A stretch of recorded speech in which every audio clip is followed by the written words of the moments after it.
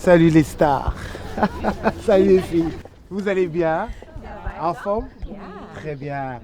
Mes hommages, mes respects les plus belles. En forme?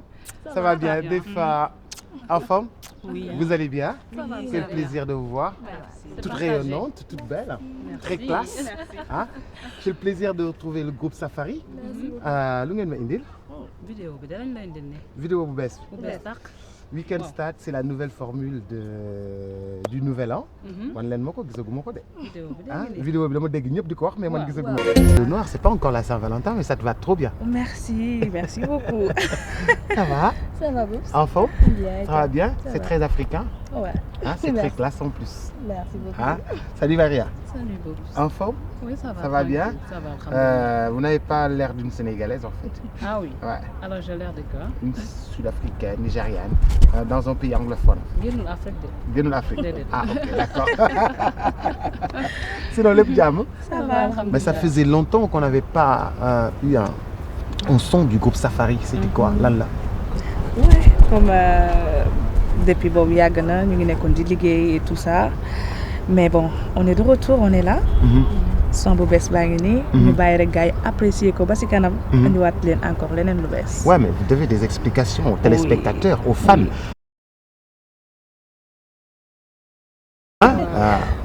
Non, enfin, comme dit Defa rek déjà. Donc, on a sorti l'album Inata depuis fin 2012. Donc, machallah, on est un album à succès où le public sénégalais et un peu partout aussi ont beaucoup apprécié. Et puis voilà, donc on laissait passer juste le temps de vous concocter encore quelque chose de plus baisse. Faites du Michael Jackson tous les 5 ans, tous les 4 ans? Pas forcément, mais bon. Voilà, donc on a pris le temps juste xam nga bàyyi gars yi ñu continuer de savourer l'album. Et en attendant, et puis voilà, ñu nekk si lu bees. Et puis comme dañ nekkoon si label tant que ñu génn si label bi. Donc il nous fallait un temps pour retrouver waat defaruwaat aussi.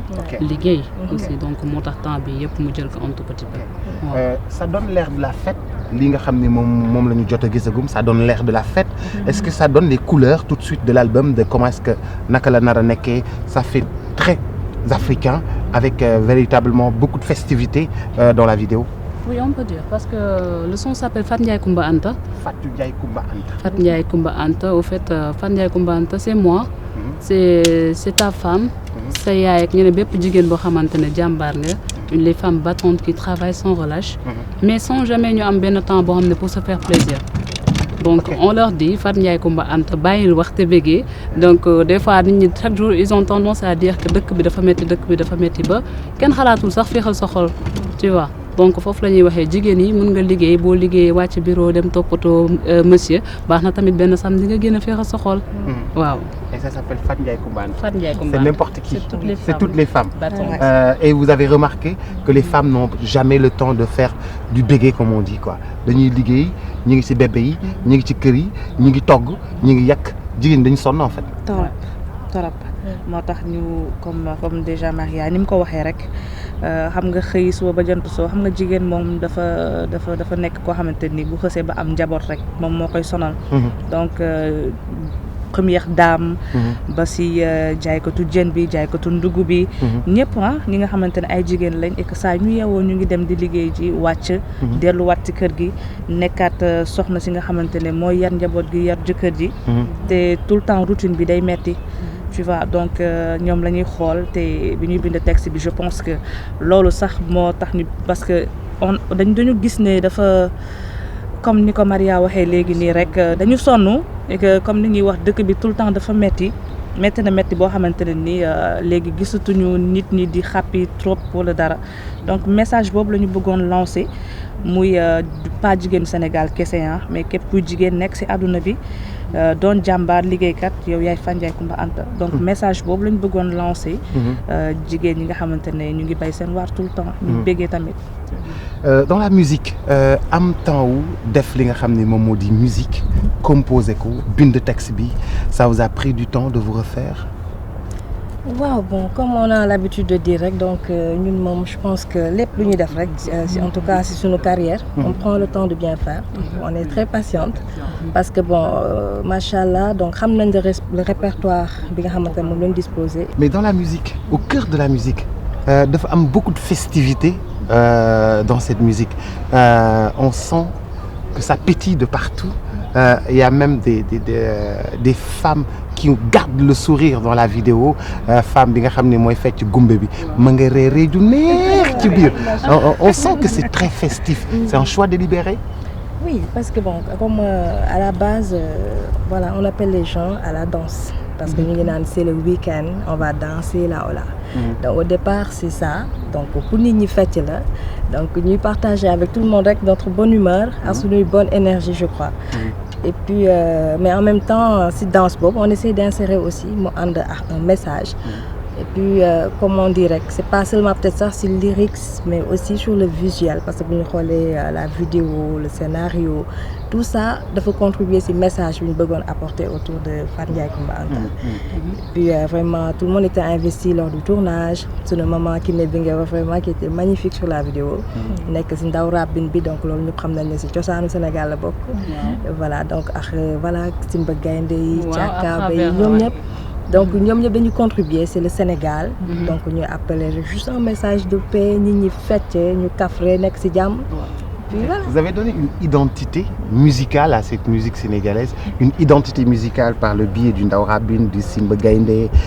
On a senti que vous avez envie, parce que Kenen Kokokhol, sans le Simba, sans le Ndaw Rabine, on peut dire que ça vient d'un autre pays d'Afrique.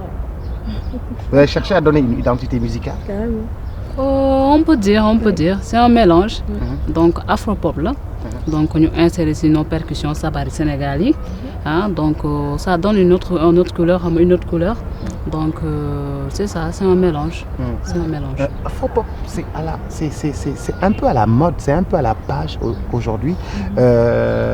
Chaque pays essaye de donner une identité musicale africaine. Ken bëggatul sa musique des ci sa dëkk, mais une identité carrément africaine. Le ku nekk di jéem a joxe on dirait. Safari mom comme beaucoup de gens le savent, ñun innovation moo ñu tax a jóg. Innovation moo ñu tax a jóg yóbbu suñu turu dëkk si suñu musique puisque ñun loolu lañ xam loolu lañ mën. Donc dañuy def le tout, pourquoi pas même jël mbalax bi dugalaat si leneen et tout. C'est bien vrai que à la base on fait afro-pop, mais tey bu mu bett kenn Safari fu mu fël rek c'est Safari. Bah oui. Am na tuuti mbalax. Yassane Faye moo ko tagg suñu mag jooju ñu ngi koy remercier bu baax moom tamit. Voilà, am na mbalax bu neex si biir. Mbalax bi moom kenn mënul sa ngénte ñu mbalax ba pare nga ne duma mbalax. Foo nga def ci benn mbalax bu ndaw lu mu tuuti mu mën a ànd ci biir ba de jox ko couleur yi nga xam ne jox ko couleur jox ko identité. Mais dites-moi les filles, dans ci loolu ñu doon wax léegi couleur ak identité. dañu gis que ni vous vous êtes dépensé dans la vidéo dans ci ay tenues. Ci ay tenues et mu nekk ay tenues yu am originalité. Nœud papillon ou Maria bi daf ma bluffé, et puis même yow yaa ngi sol benn costume ak benn gilet, mais comment ça s'est passé, et ça c'est beaucoup d'argent aussi? Voilà, donc oui, c'est normalement beaucoup d'argent, mais voilà, quand on a la chance de liguer avec sunu maman boo xam ne kenn du ko présenté ci Sénégal muy Mame Fagué Ba boo xam ne vraiment fu ne yóbbu na fa mode Sénégal ci àdduna. Donc aujourd'hui ñu nekk ay égérie mu def suñ ñun vraiment faire en sorte que vraiment fu ñu tëll waaw ñu ne waaw vraiment ça c'est Safari, donc loolu ñu ko si nuyu di ko jaajëfal bu baax. Voilà, donc comme ni ma doon wax tout à l'heure rek, donc sur cette vidéo voilà, on voit le côté chic mais africain, voilà, un peu de tout, mooy mélange de couleur bi ngay wax bi nga xam ne mi ngi ci beat bi mais aussi mi ngi ci visuel bi. Donc là on va marier en notre papillon, Khadija en gilet, des fois en robe tailleur, ainsi de suite, et tout ça vient d'ici. Donc Mame Fagué Ba, c'est sa création moo ko liggéey ba nga xam ne j'ai même vu des commentaires qui disaient oui c'est vraiment tubaab un truc, pourtant c'est bien de chez nous. Comme quoi vraiment weesu nañ foofu yëpp ñun Sénégal bien Afrique weesu na loolu yëpp, donc on est au rendez-vous de ce qui se passe maintenant. Mais voilà, loolu mooy wane tout simplement qu'il y a des talents ici et c'est à saluer. C'est vraiment avec beaucoup de plaisir carrément que ñu liggéey ak moom Mame Fagué Ba depuis le début, et que muy contribuer di def bu baax ci Safari. Ñu koy nuyu tous les grands stylistes, tout le monde vraiment ñi di jàpp Safari yëpp depuis le début.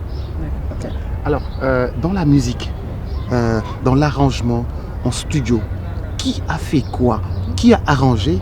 Qui a assuré cette direction musicale?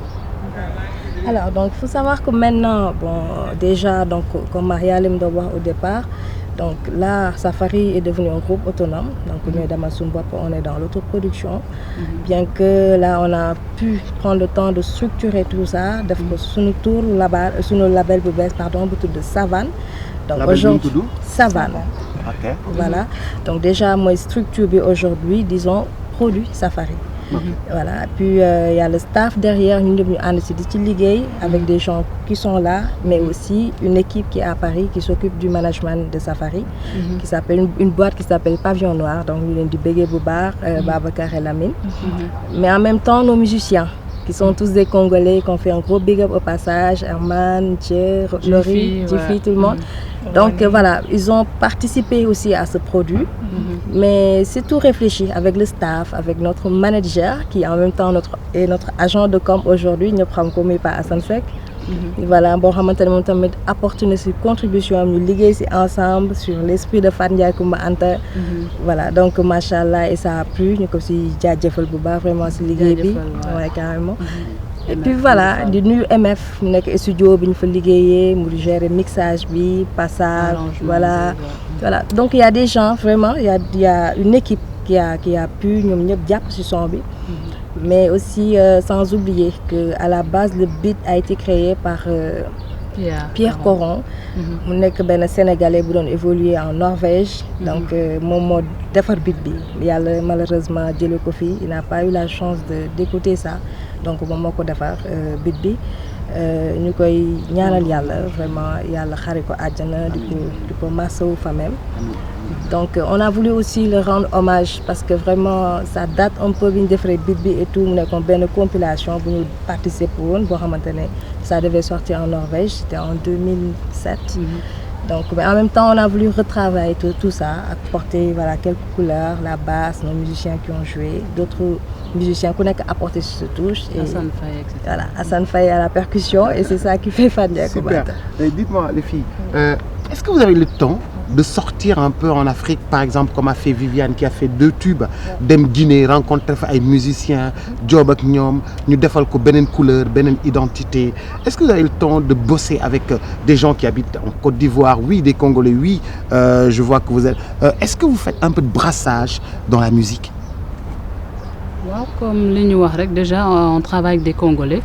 Donc ñooñu ay Congolais lañu te aussi album bi di ñëw on a des projets yoo xamante ne si loolu la jëm donc on y a au Mali et cetera parce que dañu am richesse Afrique richesse yoo xamante ne je pense que buñ ko insérer suñu musique rek dina apporter benn couleur si musique sénégalaise waaw. Dafa yow da nga am kanam tukulóor. Ah parce que pël la. Ah yow pël nga de ah. Ah bah oui. Dafa kanam pël mais doo leen yóbbu dëkk ba ñoom ñu inspiré wu da nga leen di yóbbu dëkk ba. dëkkal leen tuuti kii nii inspiré leen ci. mi ngi mel nii rek yaa ngi fekkee waxtaan bu démb bi. parce que si loolu lañ toog di wax ni pourquoi pas xam nga dem Casamance fi ñu cosaanoo. dem seeti waa Fouta puisque fa laa jóge comme ça ñu jéem a xool li nga xamante ne comme ñun dañoo sopp ci musique ndax loolu lañ bëgg loolu lañ gëm.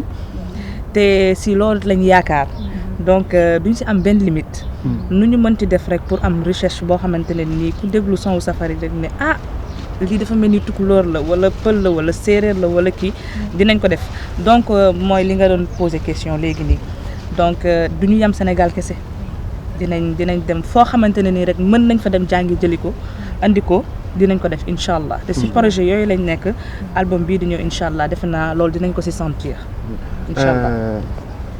Dans la com, on n'a pas encore vu d'autres couleurs yoo xam ne yéen a ngi koy annoncé en termes de communication à part la vidéo et te dafa amoon solo artistes yi di ñëw ci rajo yi artistes yi di dem parce que artistes yi dañoo commencé bàyyi rajo Youssou Ndour par exemple kenn mënu ko tukkoo yóbbu rajo këram lay toog kenn mënu ko yóbbu rajo Grand Omar Pène kenn mënu ko yóbbu rajo Baaba Maal kenn mënu ko yóbbu rajo Boubs tu viens enregistrer ici de moi je viens pas à la radio de bon pourtant en radio c'est un moment fort de communication. Est-ce que vous avez le temps aujourd'hui ci job bi ngeen génn ñëw rajo toog dafay interview et tout ça parce que ça manque chez les artistes en fait. Bon, voilà, nous, je pense que voilà, comme on est télé, on est radio aussi, la preuve, je pense que depuis cette phase de promo, je pense que radio yi la ñu njëkk a commencé. Et ñu suis nuyu vraiment sunu xarit Sidaat boo xamante ne vraiment on a fait yàggul temps yi rek benn émission ak moom.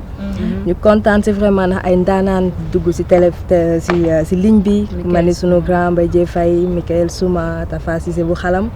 ñëpp dugg vraiment woo ñu mu nekkoon surprise su ñun mais mu nekk lu énorme parce que voilà on s'attendait pas à ça. Donc ñoom ñëpp pour rek apporter seen contribution seen xalaat ak seen encouragement envers le groupe Safari. Donc vraiment ñu di jaajëfalaat encore une fois sur ça. Dites-moi, qui sont les grands frères qui vous supportent dans la musique, qui viennent en studio, qui donnent des conseils, qui donnent des lignes de direction musicale? Vous avez des grands frères dans la musique parce que ku nekk da ngay soxla koo xam ne da lay épauler. Vous avez des grands frères, de véritables grands frères dans le milieu de la musique? Mais oui, bien sûr. Hein. Donc ñun moom bon alhamdoulilah on a la chance de côtoyer tout le monde vraiment. Artistes yëpp vraiment suñu xarit lañ mais en même temps voilà on tire un peu de chacun parce que bari nañ ay groupes yoo xamante ne vraiment c'est des références. ñoo xamante ne dañuy puiser ci ñoom ñu ñuy apporter ñu di laaj seen xalaat aussi ainsi de suite. Voilà donc pour ne pas citer parce que ku lim juum bari nañ macha allah mais voilà donc ñu ngi jaajëfal suñu grand yëpp di nuyu waa Gelongal di nuyu waa Biddew bu bees waa Daara ji ñoom ñëpp suñuy grand lañ yoo xamante ne vraiment ku si ne jàpp nga ci macha allah. tey suñu nee Just for You pare ngeen pour dem tëgg Just pare ngeen pour dem tëgg beneen boîte n'importe quelle boîte de nuit pare ngeen pour def spectacle parce qu'en fait aujourd'hui oui les vidéos oui la musique mais sans le live l'artiste n'arrivera pas à vivre carrément quoi. Bien sûr comme niñ la ko doon waxee léegi nii album bi nga xamante ne day ñëw day ëmbaale lu bari du côté promotion ay single bi wala kii bi live bi si lay bokk leneen ak leneen dinañ génn parce que depuis boobu ba tey comme ni ñu déggul ñu nekk di enregistrer album bi en même temps ñu ngi nekkoon aussi di répéter ak suñu ay musiciens donc defagum nañ benn pour le moment mais li nga xamante ne Safari moo ko moom dinañ leen ko jox ba mu mat sëkk et c'est très très bientôt inchallah parce que là on est prête. Ok fu ñu woo ñu wuy leen. Super merci d'être passé. Merci à vous. Et puis parce que bëggoon naa gis vidéo bi bëggoon naa échanger ak yéen bëggoon naa partager ak yéen parce que ça fait très longtemps et seen liggéey Sénégal rafetlu nañ ko et les gens ont du respect pour vous et quand les gens respectent des artistes c'est que 75 ou 80% du parcours est déjà fait t'es vraiment sur les réseaux sociaux aussi les gens vous respectent beaucoup. Ouais, je vois ça. Vous êtes très réseaux sociaux.